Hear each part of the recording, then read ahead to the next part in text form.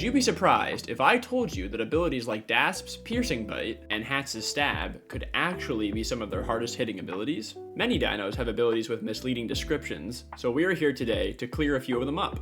Here are a handful of important abilities that may not work as you think. Quick note, there will probably be a few sequels to this video because there are so many abilities like these to cover. Now, we're not going to get into the nitty-gritty and all of the exact damage numbers here, but we are going to go over some rough comparison showcases. Starting off with Dasp, we're going to be focusing on Dasp's Piercing Bite. The description of Dasp's Piercing Bite is, deals a low amount of damage but ignores armor and weight of the target. This is pretty misleading for a few reasons. Piercing Bite ignores armor and weight class, so it actually just ends up subtracting a set number of health points from your health bar instead of calculating for armor and weight class differences first. Because of this, it ends up dealing a pretty hefty amount of damage to most dinos. In our first example, we have a Deinonychus being hit by 3 of Dasp's bites. On the left is Piercing Bite, in the middle is Heavy Bite, and on the right is the default bite. Now remember, the other 2 bites factor in armor and weight class, so they actually end up dealing a lot more damage to Deinonychus than Piercing Bite does.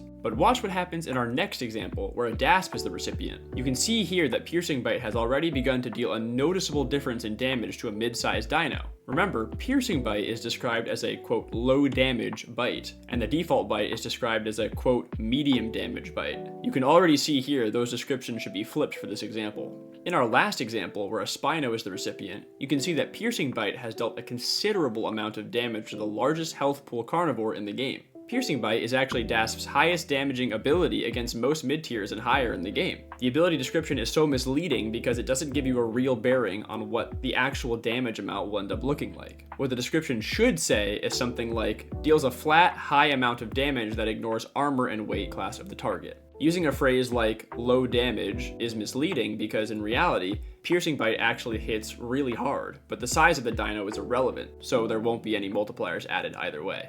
Hatz's Stab has the exact same issue since it functions the same way. As you can see, they share the exact same ability description. And once again, you can see the exact same outcome against a Deinonychus, Dasp, and Spino. So Stab's description is also quite misleading. Next, we're going to take a look at Cerato and Achillo.